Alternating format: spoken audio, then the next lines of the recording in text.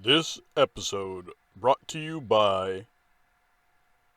I know this guy. I've talked to him on the phone. He knows his stuff.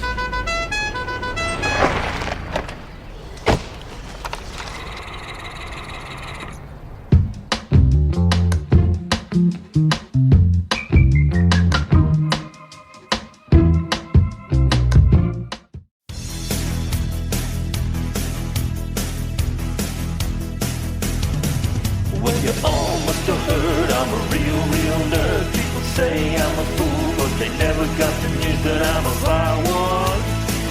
Oh yeah, I'm a vile one. You better turn it up, better keep the channel dialed, cause you're watching Vile Mike and his real wild child. Oh yeah, I'm a vile one.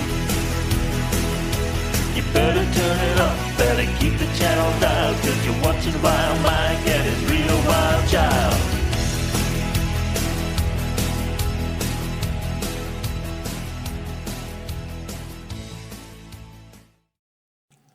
What up, peoples? I'm Katty, also known as the Vile Child. This is Vile Reviews, and with me is the Vile One himself, my dad, Vile Mike. Howdy, folkses. How many times were you going to try to get vile in that sentence? You're the one who wrote the script, so I don't know. Oh, okay. Anyways, this time we watched the 4th episode of Voltron. We open with Hunk sleeping on his bed when he is startled awake by an alarm. We see the other members of the team similarly awakened, except for Shiro. Also, except Lance, who's wearing earmuffs and a face mask, so I guess he sleeps like a girl and pretty soundly. Good job, father. But it was all a test by Laura and Korean, which the team failed. Only Shiro showed up in full uniform because he is the best. I said the best. Because he is the best. All the others are still wearing what they were sleeping in. And when Lance does show up, he has coffee, and... Okay, where did he get the slippers from? Does the castle have a gift shop that we're not aware of? Did he make them himself? When did he have time? Hunk says they only have been on the planet since Monday, implying they've been there for a short time, days at most. Dad. Stop overanalyzing a kid's show. I have questions that must be answered. Okay, boomer. Princess and the best character agree that they need to practice flying the lions and turning into Voltron. They travel to the lions using a similar method to the original show. Okay, they actually do something funny here. They show the impractical nature of the original show's getting to the lions sequence by having Hunk fall from the zip line, missing his little jet rider, and having to walk to his lion. When he gets there, the 5 start flying in formation, but the others are unable to form Voltron. So they resort to stacking themselves like this, which doesn't work either. Sveno points out that the yellow lion should probably not be on top, so they try a better stack. It also fails. The princess thinks that the reason they were able to form Voltron last time was because they were in the heat of battle. Also, I do love the fact that they make a reference to the original show, having Shiro say, "And I'll form the head," which really would have been Keith's line. Dad, would you like to say anything? No, because you're taking up too much time in the recording. Thank you. Say your damn line.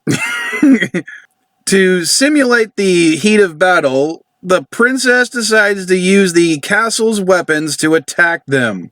Why is everyone so stupid in this show? Lance freaks out and hits the castle's shields, and everyone else scatters. We cut to a space station above Red Cybertron, where this guy is trying to explain what happened last episode to Zarkon, while Zarkon does his best MCU Thanos impression. This came out before Thanos did. This was 2016. The original Avengers, which first featured Thanos in the end credits, came out in like 2011. Whatever. So, yeah. He gets taken away, and Tiger says that she has a new creation that Voltron will be unable to stop. We cut back to the castle where the team is taking a break and complaining about the training methods, which I don't blame them. When they are informed that there's actually a training room in the castle. The goal in the first test is to defend your teammates from the Jedi remotes with their shields. But it does not take long for all of them to get hit. The second test is Lance gets stuck in a maze and Keith must guide him through. But the catch is Lance cannot see the walls, and if he hits them, he gets electrocuted. Of course, Lance gets shocked several times, thus failing the test. Because Keith is a dick. And Lance is a moron. Then we cut to the team flying the lions again because obviously the training room was useless. Cran tells them to put the lions into a nosedive, saying that they... Sorry, you said nose dive. So you try again.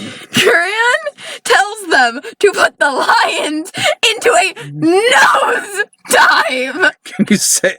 I know we said enunciate, but don't do it like that. Cran, I can't... Cran tells them to put the lions into a nosedive, then blinds them so they cannot see, saying that they must have a strong bond with their lions to see through the lion's eyes. Hunk pulls away, Lance and Keith crash first, Pidge peels away but hits a cliff, but Sveno manages to make it because of the heart of the cards or something. Power of friendship? Whatever. But no. He makes it because he is awesome and the best character, and he's pure awesomeness. Shut it. Anyways, we cut to another team building exercise where the team has to put on, holographic mind meld machines on their head? Anyways, but that's in order to make them open and not have any secrets between their team members. Aw, they put Jack Whittle Wyans to make a Whittle Voltron. But they fail because Pidge is thinking of a girl. Pidgey Widgie has a girlfriend. Sure. On the second attempt, they almost get it, but once again, Pidge cannot focus, and Allura is mad of how little progress they've made, so she makes them fight the Gladiator. And the Gladiator turns out to be a ninja robot that soundly kicks their ass, which also makes Allura nag them some more. Cran makes them dinner, but places handcuffs on them in order to get them to work together as a team, even to eat. That's actually the first good idea he's had. That is until a food fight breaks out. Afterwards, Allura's not really pissed. She's actually happy as it was the first time they all worked together. Energized from the food fight, they get into the lions and try to form Voltron, which this time they're actually able to do. Because cartoon logic! I mean, it's a kid's show, what do you expect? Better training methods? But it's a kid's show. It's a food fight. What is this, Hook?